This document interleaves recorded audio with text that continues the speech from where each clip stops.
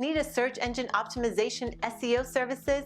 Then get in touch with our professional and friendly team to learn more about our range of custom and tailored services designed to suit your exact needs.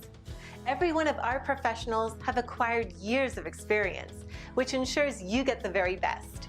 Our experienced staff is waiting to hear from you and to answer any specific questions that you may have on how we can meet your needs. Just ask for a consultation and let us prove our commitment to you as we promise to maintain the highest level of quality and commitment. Your satisfaction is our prime concern. So please, don't hesitate to get in contact with us and let us show you all the great options we have.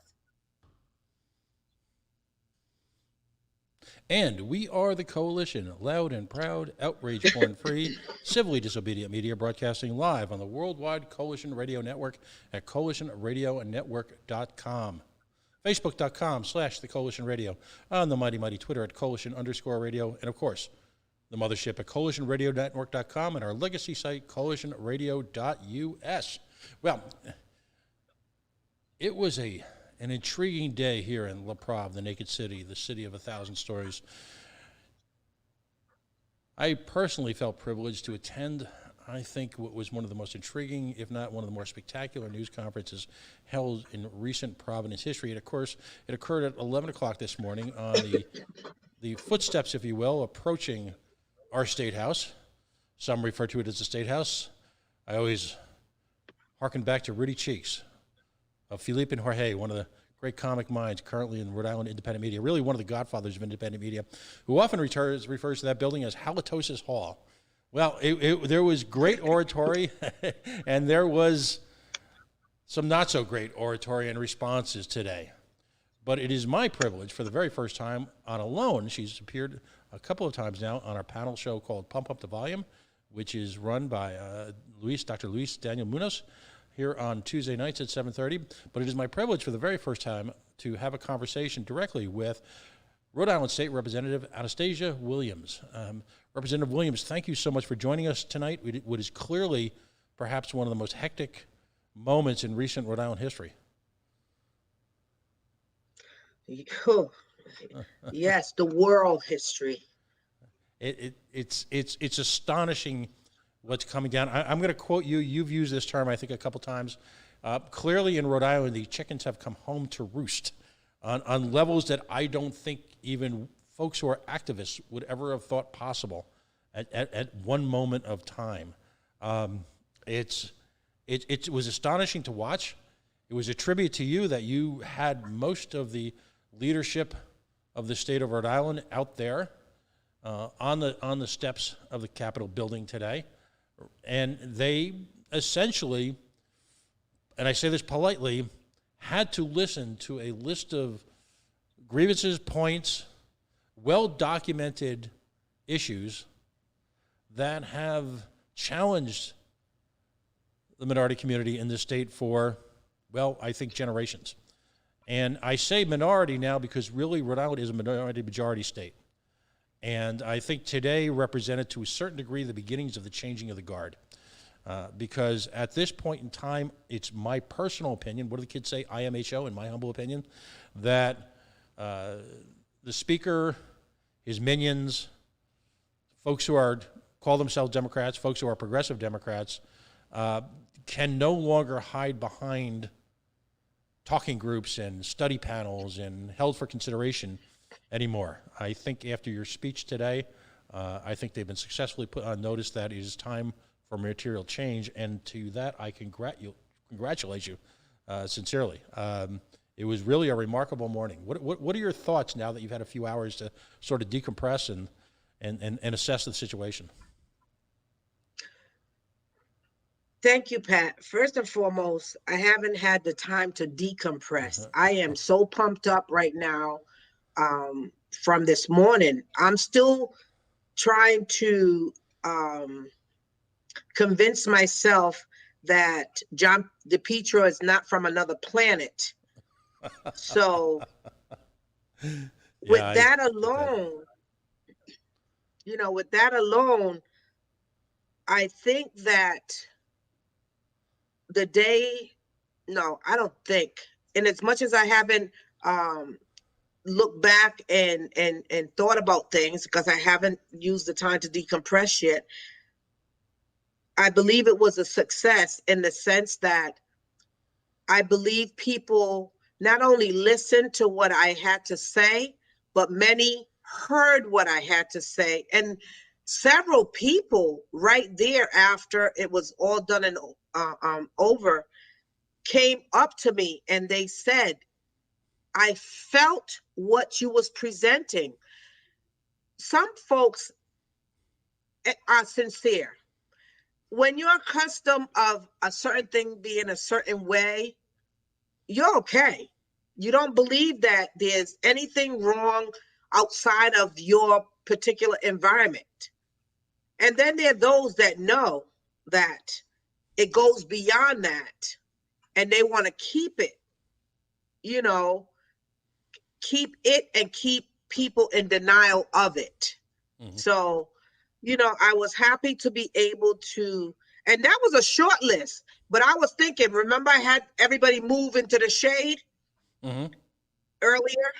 I was like, there's no way I would be able to be getting no vitamin D3 and last more than 10 minutes in it. So when they were like, no, well, we can't move, because I said, honey, you can't tell me that we cannot find an extension cord in that building over there. I'll give you all 5 minutes. And they resolved that matter, as you saw. Yep. But I think it was thus far that what I can remember and recall, it was a moment of truth. I would agree completely. I think in the past, folks have talked about these issues in a very general sense. I think what was important about today, not only in getting folks to, in a sense, stand up and fess up, if you will, but I think it was very important to put down to paper exactly what needed to change. And it's clear that because of your provocative speech and also your ability to summon forth folks who are of the younger generation, and you were able to, in a sense, how can I put this, manage what could have been disintegrated into a shouting game on a couple of occasions, which I think would have played to the strength of your opponents very quickly. The entire attempt by one, as you mentioned, radio personality to try to get you to publicly state that you supported violence was perhaps one of the most disingenuous things, and I'm being polite here, that I've seen at a public rally at any time soon. Because I'm not aware of any time, regardless of whether you agree with your politics or not, that you've attempted to use your public persona, your position within the community and or the state as a leader to ever encourage illegality, to ever encourage violence, to ever encourage the destruction of property. I'm not aware of any time that you've ever done that in your entire political career. So to try and prompt that and to turn the meeting into some type of circus, and your ability to overcome that so quickly, and then when the young folks who are clearly very frustrated, and I don't blame them. They're very, very frustrated. There's a lot of anger simmering underneath, if you will, just beneath the surface. And when that started to erupt, your ability to then get them to present, I think what you achieved today with the younger folks, just as a sidelight almost, was the notion that clear, concise political thought presented in a public format in a non-accusatory but at the same time factual manner is a political act that is worthy of consideration. And when they have to sit there, as they did, and have to listen to it, and there were a couple people there who clearly didn't want to be there, but clearly knew they had to be there to put them on the point, to put them on point and to put them on notice, and to have young people deliver in a very provocative but polite and I think very professional manner their grievances. was also a remarkable moment that I think will not go unnoticed, and I think will resonate with the younger generation. So the win occurred on multiple levels today, and I think it sets the stage for a very powerful, peaceful rally tomorrow afternoon. I think it clearly sets the stage for that. So I'm just, I want to go through with you some of the points that you made, but I just feel like the optics in and of itself are worthy of absorbing and commenting on. Was there a particular highlight for you during this? And you were in a zone. When you do these things, you're in a zone for an hour and a half. But is there anything that strikes you as a particularly powerful moment?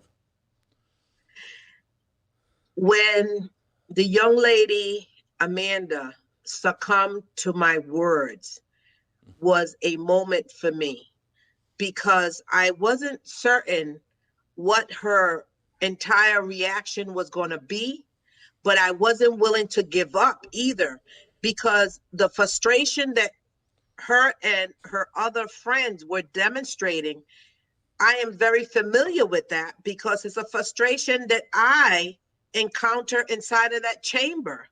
And I have expressed repeatedly for years, but it falls on deaf ears because, again, nobody is walking in our shoes.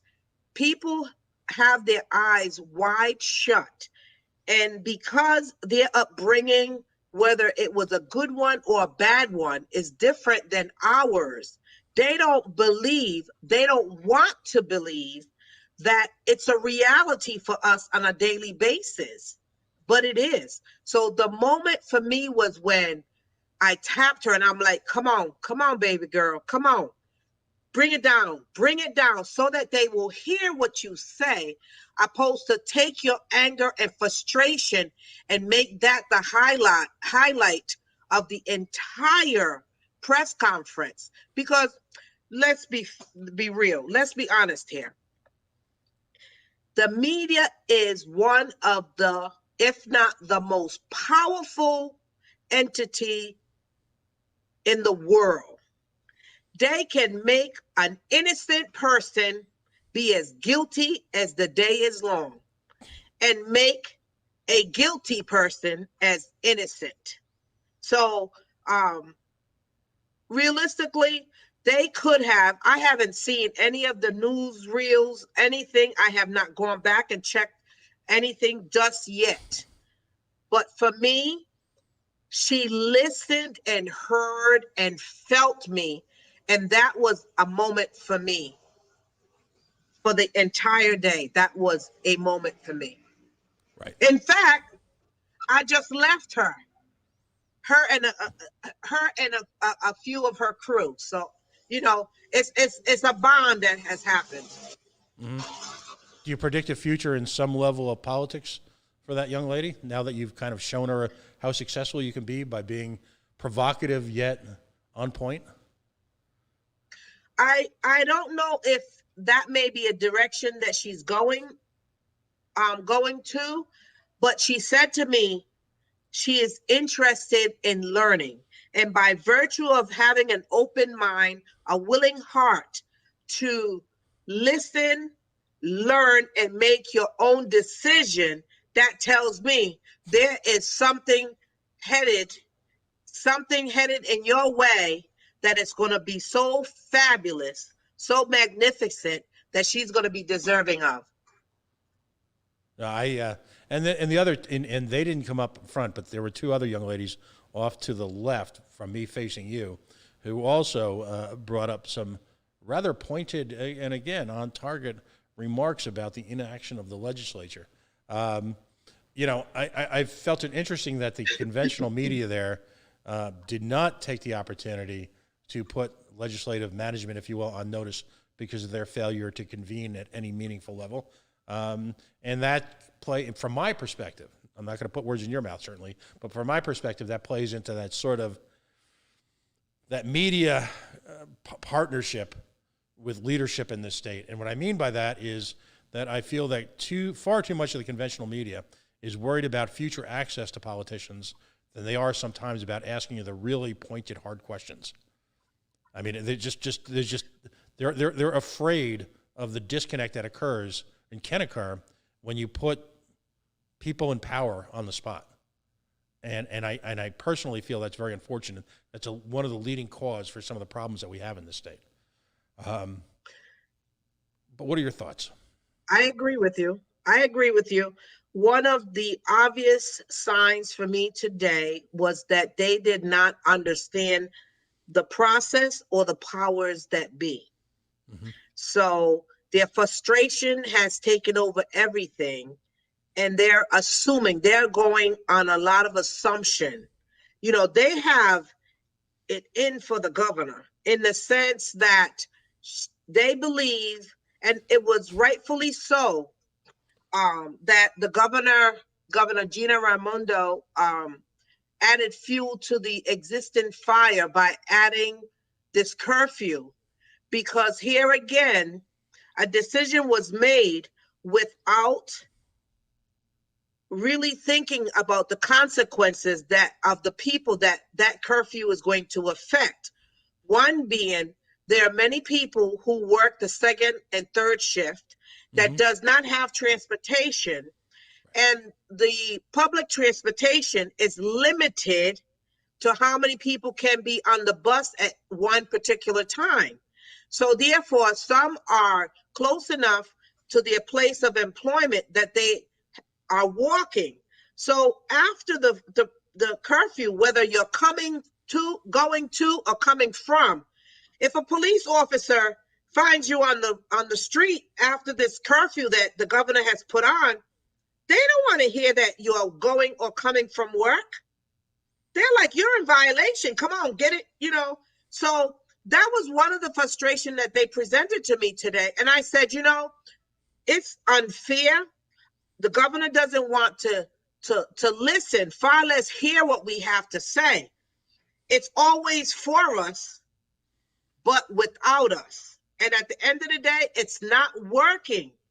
But she don't give a fat rat's behind if it works or not for us, because she's got the hookup from the floor up, period. You know, just to to emphasize your point, I think I mentioned to you the first time you were on the air, you may not remember this, but I just put 2 kids through school, and I've worked 3 and 4 jobs at a time. One of my jobs for about 2 or 3 years was driving. I was a Lyft driver, and I did a lot of driving in the West End, the South End, the North End of Providence. And you quickly understand 2 important issues with respect to ordinary folks' ordinary life with regard to those communities.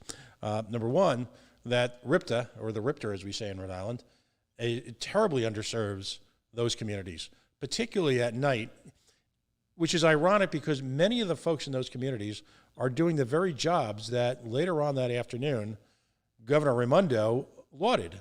We're talking about healthcare, CNAs, nursing assistants, folks who work in a variety of long-term medical facilities, as well as Rhode Island Hospital, who have to show up for work at 11 o'clock. 11 o'clock at night, very often the second job they've worked that day. Now, under normal circumstances, they would be forced to grotesquely overpay for things like Lyft and Uber, very often using an hour or 2 salary simply to get back and forth to work, because even under ordinary circumstances, they're very poorly served by mass transportation. And that's what we talk about, how expensive it is to be amongst the working poor in this state. It's expensive to be poor here. There are a lot of extra costs that folks who have somehow made that jump up into the next level, sometimes through no effort of their own, don't have to undergo those costs. So now all of a sudden, to effectively criminalize, if you will, the behavior of getting to work seems to be just incredibly cruel. I mean, that's the most polite way I can put it, Representative. It's just incredibly cruel. It's right on point, Pat. It's right on point. It's right on point. She continues to fail over and over and over. She's surrounded by individuals that are clueless of what the other cultures that make this diverse state the greatness that it is. Mm-hmm. And while I'm not diminishing their concerns and their interests and their power, the bottom line here is we're all in this. We are all in this. And she chooses it to be, when she says we are, She's talking about those folks that look like her, that are in that circle like her, that can understand her, that she has their most interest of, period. But unfortunately, that's not the reality. And resources is not coming quickly and in the amounts for us as she has made it available for her and her folks. Right. And I got the paper to prove it, so she can go ahead and try to deny it, just like she was. You and I worked together on this. You and I worked together on that. You and I, she was placating like, yeah, all right. She can placate on all she wanna. One of the points you made today that you brought to the fore was a discussion of the Police Bill of Rights. I just want to point out something you may or may not, because it's been so hectic on a local. Nationally today, Ayanna Pressley, who is the young congresswoman from the Boston area, and who represents obviously a progressive Democratic bent politically, and Justin Amash, who is the sole libertarian. I'm a libertarian, to clear that up. I'm a libertarian. The sole libertarian congressman in the United States House of Representatives have introduced some very intriguing legislation. It's a House bill to end qualified immunity for police officers. What does that mean? Well, as part of the Civil Rights Act of 1871, Congress allowed individuals to sue state and local officials, including police officers who violate their rights. Now, starting in 1967, an activist Supreme Court started gutting that and introducing all sorts of protections for folks in blue. That percentage, and I'm not going to play that game, but let's just say that percentage who engaged in personal abuses of their power, sometimes on a civil level, sometimes on a physical level. The extreme of which, of course, we saw this past week in Minnesota, and as we've seen in Staten Island, and as we've seen in Baltimore, and as we've seen in Chicago, and as we've seen everywhere. And so on a federal level, there is movement afoot from some very powerful people to all of a sudden take law enforcement and put them on the same level as us. How important is it that same thing to have happen here in Rhode Island? How much accountability will be put in place if, in fact, police officers are accountable in a court of law and in a court of civil law for their behavior? First of all, I think that that's going to be a huge fight. Rhode Island has been covering, condoning, looking the other way, sweeping under the rug things that has happened to many of our law enforcement officers, both on the municipal level and on the state police level. Now, they'll probably come after me for saying that, but it's the truth. Unfortunately, the law enforcement, the Policeman Bill of Rights protects them for doing all the ill things that they have been getting away with for years. Are they ready to change that? I would say yes, because there are a lot of genuine law enforcement officers, both on those levels that I mentioned, municipal and state, that have presented. They are very well aware of those jump out boys that utilize that badge to do the ills on the street. They're very well aware of them, and they don't want to be painted in the same light with the same brush as they are. Right. And, for those, I commend them. I appreciate them. But unfortunately, because of those bad apples, they're going to be perceived as perpetrators. So this may be a fight, but I think that the representation of the youth that's before us now, they ain't going away. And everybody is watching the action of every last police officer be it state or municipal police officer, honey, they are on notice. So they may think that they're going to be able to continue to get away with something, but they're not. So what they should want to do is come to the table, take that antiquated blanket and work toward changing it for the betterment of everybody. Because it's a two-way street. It's not to say that the officer does not have the right to restrain any individual, because they may be unruly, off the hinge or whatever. But you have those that they get off on doing the ills that they do. They look forward to it. They provoke it.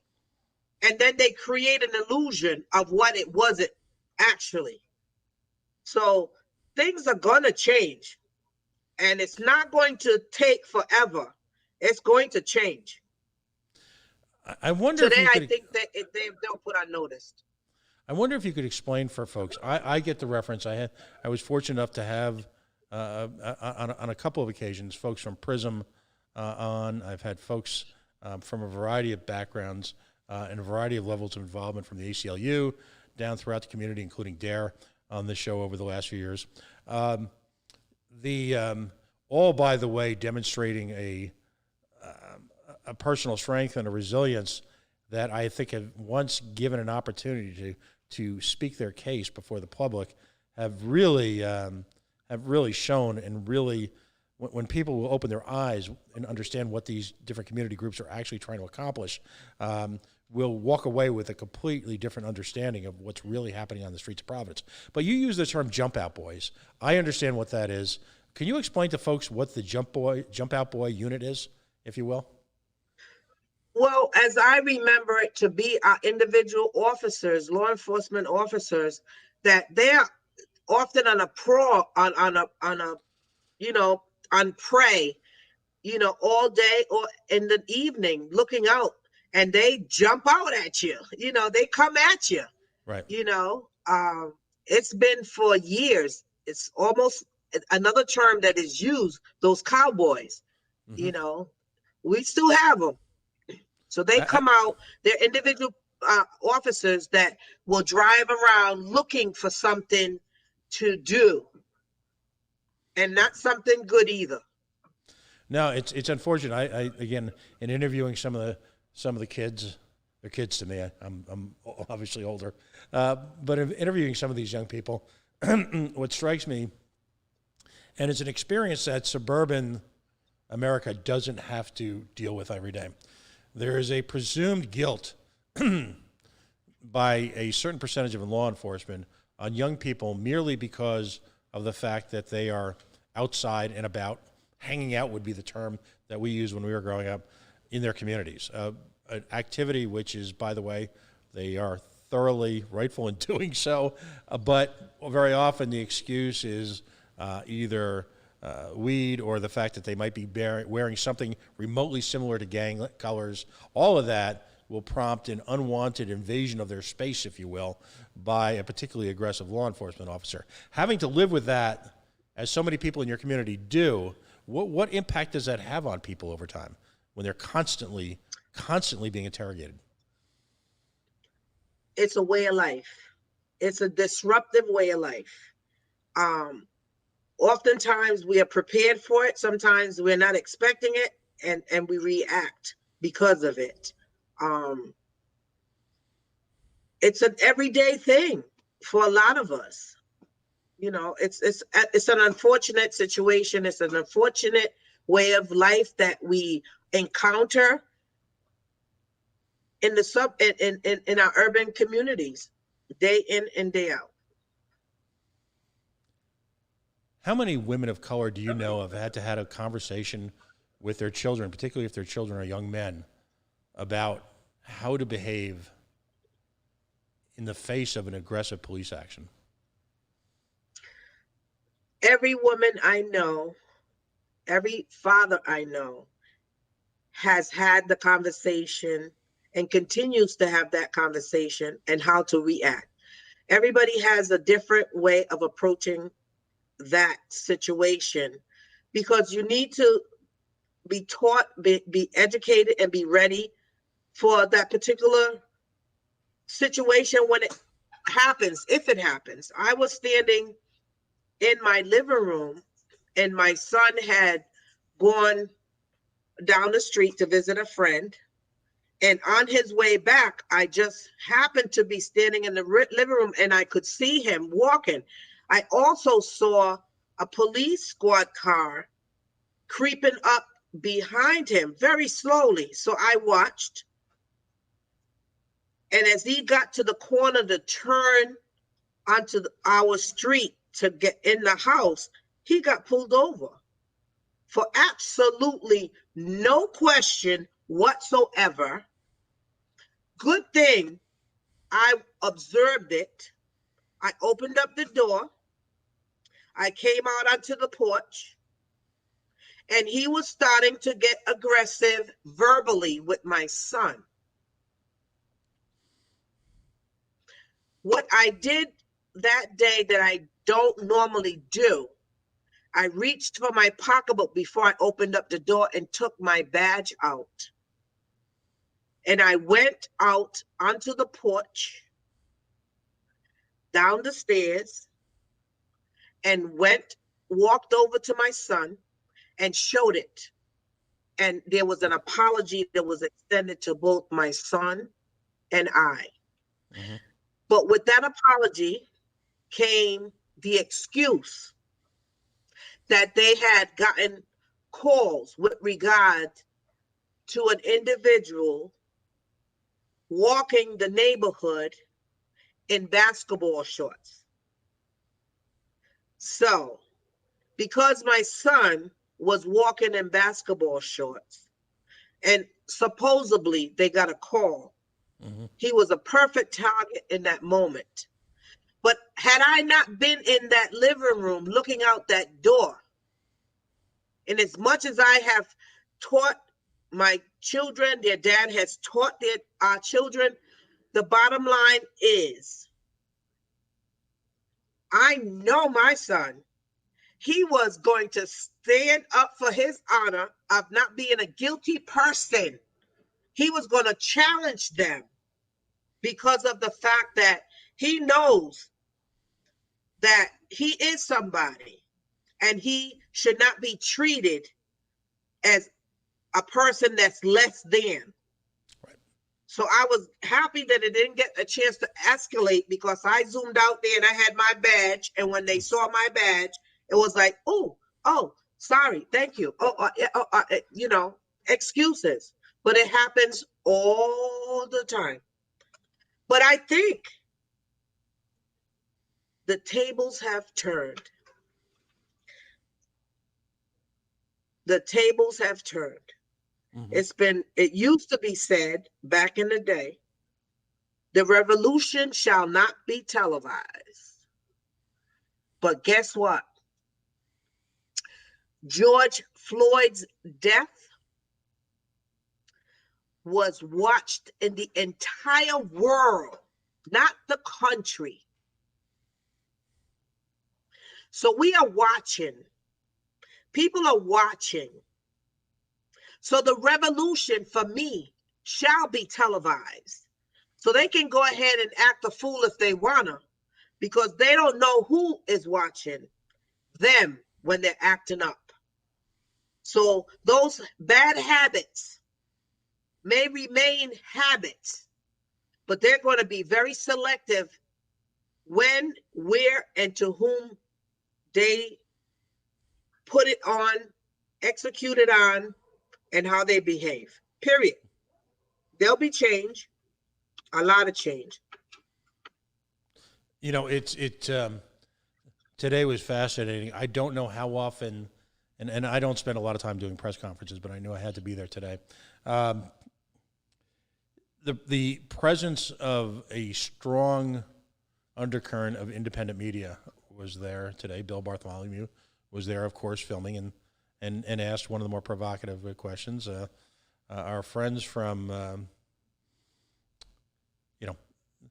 Steve Alquist was there today, and he put the speaker on the spot when he mentioned, in fact, that driver's licenses had been up for consideration for, I believe, 5 consecutive terms. Let me ask you a question. The driver's license issue. Why do you feel that people are just so passive-aggressive, so thoroughly upset about someone that they're not related to becoming a licensed driver in the state of Rhode Island, someone who's not part of their life, and in doing so becomes fully insured, and in doing so has to pass a driver's test, and in doing so, I would think just by simply getting that license, satisfy several practical needs for us all to be on the road safely. Why are people so obsessed about undocumented folks getting driver's licenses? I think that it's a matter of control. Undocumented individuals have had driver's license for years until one of our Republican governors removed that opportunity, privilege from them, and now it created another additional problem for the state to have to deal with. But it's important for us to be able to support the immigrant undocumented community. Just like coronavirus is here, Corona is not going to go anywhere. Rona is here to stay. And so is every undocumented person that lives next door, up the street, down the block, wherever amongst us. They're not going anywhere. So rather than utilizing time to try to get them out, utilize the time to try to accommodate, because they also are a definite contributor to our economy. Many of these restaurants that the governor is so happy and in such a rush to open up and get the economy going, which rightfully so, I'm all for it. Who you think is cleaning up those dishes in the back? Mm-hmm. Who you think are some of those chefs in the back? Who are these dealerships that are there? Who you think are the ones that are washing those cars and doing the details on there? Mm-hmm. Who are in the back of those bakeries with those fine pastries and, lovely, lovely, lovely? Who are cleaning up those offices after everybody is gone? Including the State House, baby. Including our State House. Who is cleaning and taking out the trash in the emergency room, the hospitals? So please, they are doing the job that needs to be done, and they should be applauded and accommodated, because without them, those things would not be properly done, period. So give them the license. It's an opportunity. It's a plus. It keeps the road safe. It makes sure that everybody is, has the proper licenses, the insurance. If they take the risk and get into an accident, or if they get stopped, what is going to be the issue?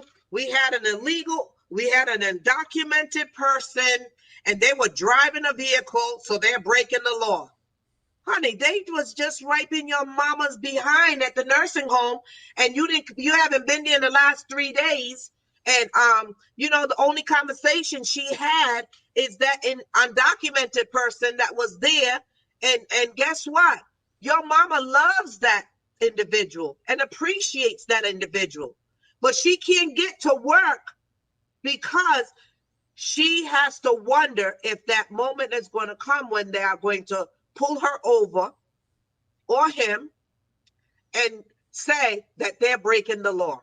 We are breaking the law by not assisting any of them. They're here to stay. Just like Rona is here to stay, they're here to stay. So we better embrace that and get over it and help these people, because they're helping us. You know what? It would be really good for me to go ahead and check out some of these restaurants when they open up and see who's in the back room cleaning up.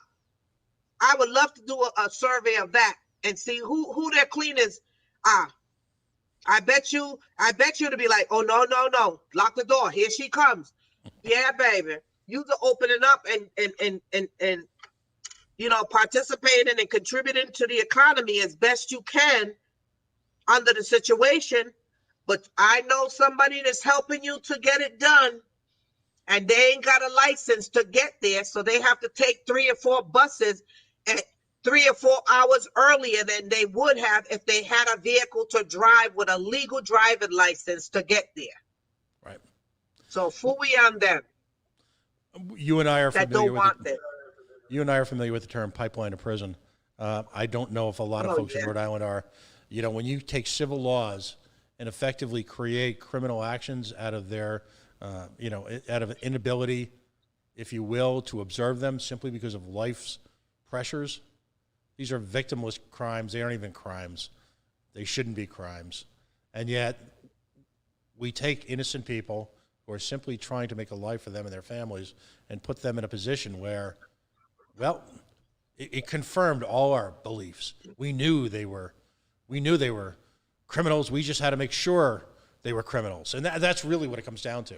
If right, I'm fascinated, and I love your response to this. I'm a third generation American. All my grandparents came over to Ireland. Probably not a shock, right? Looking at me, all right? I got the map of Ireland on my face, right? So my grandparents, when they came over to the United States, simply had to make sure that when they got to Ellis Island, they had a name and they weren't visibly sick. So I find it breathtaking now that all of a sudden, 2 or 3 or 4 generations later, there are Americans who are saying, my grandparents did it the right way. Well, the right way then is exactly what we're doing now, effectively. Mm-hmm. Is there any right way for someone to want freedom and to want a life to improve themselves by hard work? There is absolutely. And when they say my grandparents did it the right way, honey, grandparents back in the day had secrets, baby. So you might believe that they did it the right way, but that does not necessarily is the way that you want to believe it was. Mm-hmm. But at the end of the day, immigrants came over here and they worked hard and made what is now an American nightmare. They were successful in achieving the American dreams for their children and grandchildren and who are here now. So there's absolutely no excuse for us not to extend that opportunity for our sisters and brothers who have come over here looking and searching and wanting the same thing, period. I could understand if they're here perpetrating and, creating havoc and so forth. We got some folks that are born right here that need to be jacked up from the floor up 24/7. But instead, we give them passes. And then we have law-abiding immigrants here illegally, but doing the right thing, and they're being punished. It makes absolutely no sense. No sense. We have bad apples in every category, in every race, in every city and town, period. We are all human and we're looking for a better way of life. Don't deprive it. It should not be something like that where I'm going to pick and choose who can and who should and all that stuff. They are a productive person in society. Good for you. Come on. Are you doing what? Sure enough. Come on. Matter of fact, many individuals that I know that own businesses, some of the employees are immigrants. And what they have said to me, oh my God, Raul is the best work I've ever had. I asked if he has a sister or brother to bring him on board too. So many folks are very happy with the work that these immigrants are doing. Unfortunately, many of those employers are not stepping up to the front and defending them because they too are concerned about the ramification coming from their own colleagues or their own communities for supporting and condoning this group. But they don't have a problem benefiting, though, at the end of the day, off of these groups. Right. No, it's difficult to imagine. So often, folks in positions of power like to point to our restaurants, our beaches, our resorts, and say what a wonderful world Rhode Island is, and that we should all simply go out and spend time on Federal Hill at one of our fine restaurants. We should go out to one of our beach clubs. And I like to point out that for most people in this state right now, regardless of your background, regardless of your ethnicity, for most people in this state right now, that's simply not a possibility. That simply they spend most of their time working in the service economy to support those who are using their positions of privilege in the state, particularly in positions of power within the state government itself, to make sure that they've got, that six-figure salary doing God knows what, while at the same time, nothing in this government. All one has to do is look at the schools, and you see how badly they've failed people in the urban core. We're shocked that generations of children aren't able to work or aren't able to accomplish great things when they've got the talents, they've got the work ethic, but simply the schools in this city have failed them miserably. And yet we would make them the criminal element, them the object of police attention, when the true, yes, the individuals who should really being hauled up, if you will, are some of the people who run this city and this state, because they profited personally while listen, the chickens have come home to roost. I've heard you say that. They're roosting, baby. They're roosting. They're roosting. They're roosting. More than 4 decades of school, destruction or loss in education for our youth. I mean, that are our grandparents now, or their parents, or they're in jail because the educational system failed them. Period. Nobody was watching. Nobody cared. And realistically, I don't think they really care now. They know that people are watching, but realistically, are they going to fix it? Nope. They're going to address some things, but they're not going to fix it. That's just my opinion. I've only got a couple of minutes left, and I hope you'll join us again soon. I hope you're welcome here anytime. I hope sometime soon that you can actually have a studio environment where people can come and visit us in person. But my sense was that there were people in power at a hearing today, and it doesn't matter who they were, are simply ready to dismiss these concerns to another study group, to another blue ribbon panel, to another conversation, to a discussion. I want you to let people know how tired you are of conversations, blue ribbon panels, discussions. Is it time for that crap to end? It's ended. It's ended. There's absolutely no room for discussion, for any study of anything. We've been studied, we've been dissected, we've done flipped, we've been rubbed down, and all that. Hundreds and thousands of times. This is time for action. There is a movement, not a moment, a movement that folks are not believing that it's in place. Listen, I have learned in the last week about these secret little plans that have been working for years with resources, Rhode Island taxpayers' dollars. Let them not go ahead and do what they're supposed to do, because my thing will be, I will be challenging. I am not begrudging what the 1%ers have been able to benefit off of. I am here saying it's past due time for them to sit up, back off. They can burp all they want and wait for us to be able to come and fix some of the mess that they have allowed to happen. If they're not ready to do that, guess what? Get ready for what's coming to them that they will be completely deserving of, period. It's on its way. Let them go ahead and play foolish. I had a young man I met at the rally today. It's interesting. He's an independent journalist. He just spent some time in the Middle East. He's moved back to Rhode Island and just sort of finding a way, if you will, in this. He and other folks sent me an email, and and this is something I'll share with you offline. But if I can, they asked 4 or 5 specific questions. But the concern is that tomorrow, that there will be, let's just say that there's going to be an overreaction by a variety of members of the law enforcement community to what is planned to be, and what by all means should be, a peaceful rally.